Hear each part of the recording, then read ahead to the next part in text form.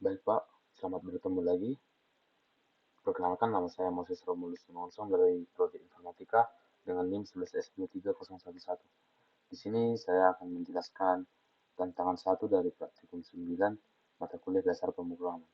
Di tantangan satu ini kita masuk ke bahasa C, yang dimana di tantangan satu ini kita eh, diminta untuk membuat program sederhana untuk menebak angka dengan rentang 1 sampai 100. Apabila angka tebakan lebih kecil, tampilkan hint angka lebih kecil, dan jika lebih besar tampilkan hint angka lebih besar. Eh, Baiklah, mari kita masuk ke code-nya. Yang pertama di sini ada include stdio H. Eh, Kode ini bertujuan untuk memberitahu si program bahwa kita ingin menggunakan fungsi-fungsi yang sudah ada sebelumnya, seperti contoh printf dan scanf. Jadi eh, include studio ini berfungsi untuk memudahkan kita menggunakan fungsi printf dan scanf ini tanpa perlu mendefinisikannya ulang. Nah, selanjutnya itu integer main. Integer main ini tujuannya eh, memberitahu bahwa hasil dari code kita ini adalah integer. Jadi hasil dari code yang kita lakukan ini merupakan suatu integer. Lalu ini ada main. Main ini merupakan pintu masuk dari code-nya. Selanjutnya kita masuk ke tantangannya. Yang pertama di sini ada in target. Target. Jadi integer target ini merupakan angka yang akan ditebak oleh penggunanya. Jadi 51 merupakan angka yang akan ditebak. Lalu yang selanjutnya integer my guess, total guess sama dengan 0. Jadi code ini terdiri dari dua elemen. Yang pertama itu my guess. My guess ini merupakan eh, fungsi yang untuk menyimpan angka yang kita tebak. Misalnya kita ingin menebak angka 51 ini. Kita ingin menebak angka 51, tapi kita tidak tahu sebenarnya ini angka 51. Jadi integer my guess ini menyimpan tebakan kita. Misalnya kita ingin menebak 100, maka si si code akan meminta angka yang lebih kecil. Jadi si my guess ini menyimpan si 100 tadi. Selanjutnya itu total guess. Total guess ini merupakan fungsi untuk menyimpan berapa kali kita melakukan tebakan untuk menebak si angka 51 ini. Jadi total guess ini sama dengan 0 untuk awalnya. Jadi kita mengawalinya dengan 0. Selanjutnya printf. Printf ini printf silakan tebak angka antara 1 sampai 100 garis miring n.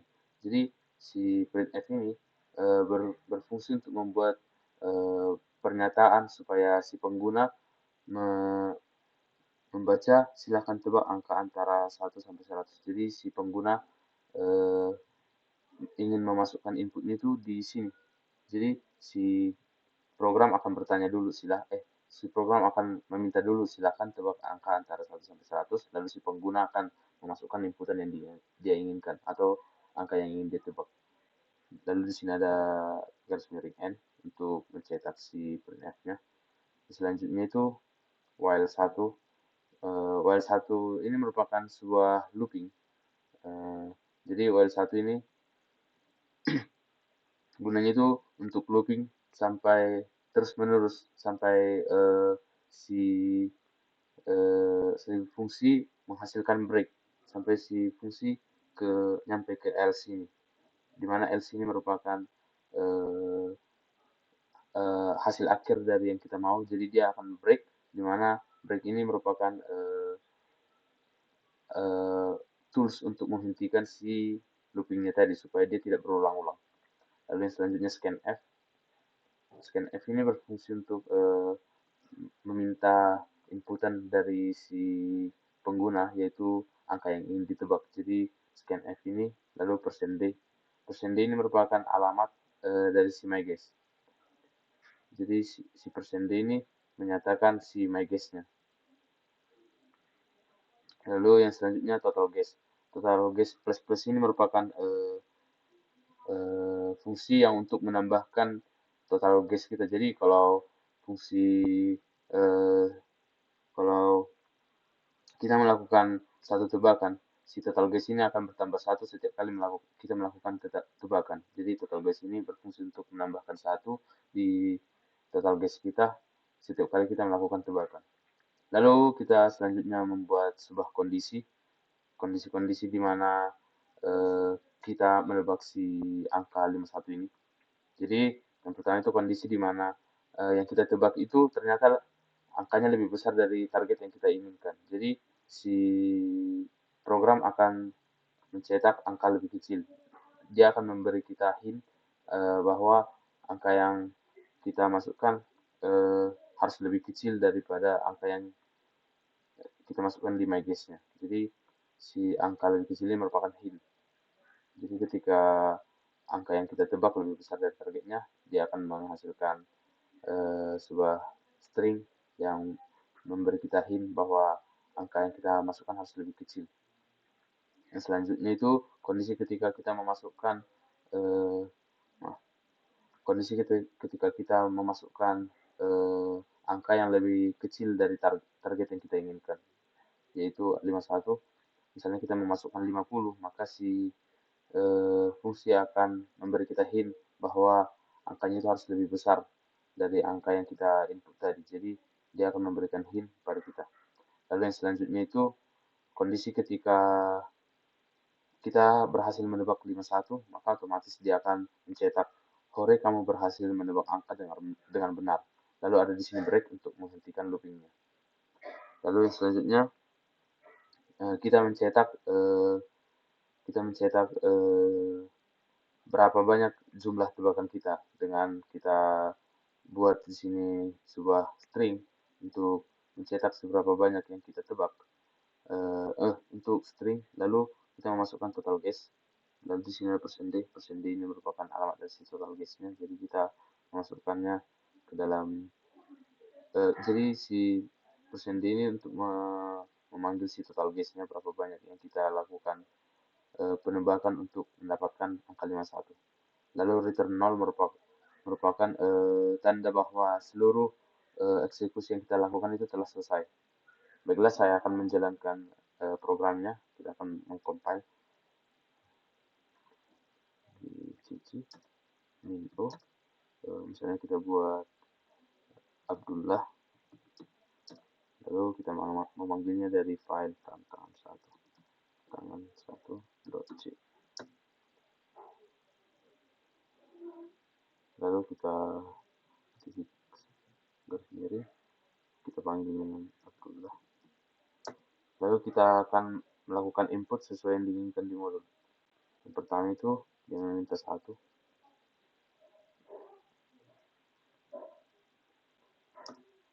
Lalu dia meminta 100, 50, 55, 52, dan 51. Jadi ketika kita menebak angka yang lebih kecil, kita melakukan tebakan dan di mana angka yang kita tebak itu lebih kecil daripada angka yang diinginkan, si compiler akan memberi kita hint bahwa angkanya itu harus lebih besar. Baru ketika kita menebak angka yang lebih besar, si compiler akan memberi kita hint bahwa angka itu harus yang lebih kecil. Lalu ketika kita menebak yang benar, si program akan memberi kita string bahwa kita telah berhasil menebak dengan benar. Lalu kita juga diberikan jumlah tebakan yang telah kita lakukan. Baik, selanjutnya ke tantangan 2. Tantangan 2 ini berjudul dia ABC. Jadi di tantangan 2 ini kita diminta untuk membuat program sederhana untuk menampilkan pesan tersembunyi. Jika bilangan habis dibagi 3, maka tampilkan I. Jika bilangan habis dibagi 5, maka tampilkan U. Jika bilangan habis dibagi 7, maka tampilkan E. Apabila terdapat bilangan yang habis dibagi 3, 5, dan 7, kemudian habis dibagi 2, maka tampilkan ABC. Lalu jika habis dibagi 3, 5, 7, tapi tidak habis dibagi 2, maka tampilkan CBA. Lalu inputan berupa dua bilangan integer, berupa nilai awal dan nilai akhir yang harus dilakukan looping untuk menampilkan pesan tersembunyi sesuai dengan kriteria. Baiklah, mari kita masuk ke code-nya. Ini sudah saya jelaskan tadi, include dan integer main-nya. Kita masuk ke code utamanya saja. Yang pertama itu kita mendefinisikan nilai awal dan nilai akhir. Bahwasanya nilai awal dan nilai akhir itu merupakan sebuah integer. Nilai awal ini merupakan rentang awal dari si rentang yang ingin kita cetak I, U, E, dan ABC atau CBA-nya. Lalu rentang nilai akhir ini merupakan nilai akhir dari rentangnya tersebut. Lalu kita scanf. Scanf itu merupakan, sudah saya jelaskan tadi, scanf itu merupakan fungsi yang untuk melakukan input pada si rentang nilai awal. Lalu ini melakukan input pada si rentang nilai akhir. Lalu kita buat ini. Ini merupakan fungsi for integer i sama dengan rentang nilai awal. Dan jadi kita membuatnya itu membuat rentang. Jadi kita misalkan i sama dengan rentang nilai awal. Misalkan ini menjadi si i ini merupakan nilai awal dari rentang tersebut. Misalnya 100, lalu rentang nilai akhirnya itu 110. Jadi seluruh rentang nilainya itu merupakan 100, 101, 102, 103, 104, 105 sampai 110. Karena di sini ada lebih kecil sama dengan. Jadi 110-nya itu ikut. Selanjutnya itu ada i++. I++ ini berfungsi untuk menambahkan si i sebanyak 1 ketika fungsinya ini terpenuhi. Ketika kondisi if else ini terpenuhi, maka si i akan bertambah 1 sampai sampai rentang akhirnya. Dan ketika rentang akhirnya dan ketika i-nya sudah mencapai rentang akhir, maka akan berhenti. Baiklah, kita akan membuat kondisi ketika si i habis dibagi 3, maka tampilkan i. Ini ketika i habis dibagi 3, maka tampilkan i. Ini cetak i. Baru ketika habis dibagi 5, cetak u. Ketika habis dibagi 7, maka tampilkan e.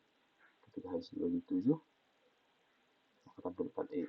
Baru selanjutnya itu kemudian habis dibagi 3, 5, 7, dan kemudian habis dibagi 2, maka tampilkan ABC. Ini kita buat di atas karena ini merupakan kondisi yang lebih unik.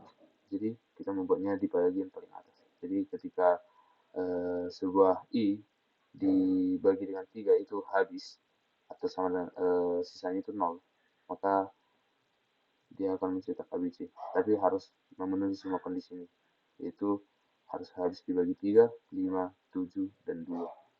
Maka otomatis dia akan mencetak ABC. Lalu ketika dia habis dibagi 3, 5, 7, dan tidak habis dibagi 2, maka dia akan mencetak CBA.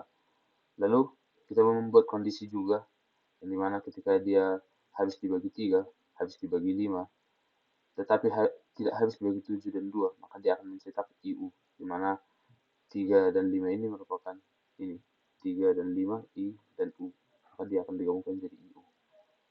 Sama seperti yang lainnya juga, karena faktor waktu, kita langsung saja mencetak inputan dan outputannya supaya lebih mengerti. Kita melakukan pemanggilan DCC info Moses tantangan 2. Kita memanggilnya berarti file tantangan 2 dot c.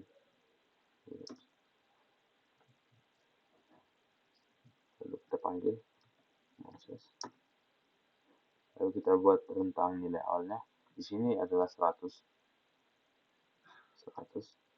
dan rentang nilai akhirnya itu 110. Jadi di sini 100 itu diubah menjadi U. Jadi si 100 itu karena dia habis dibagi 2, ketika dia habis dibagi dengan ketika dia habis dibagi dengan 5, maka dia akan mencetak U. Jadi si 100 itu diganti dengan U. Lalu ini ada 101.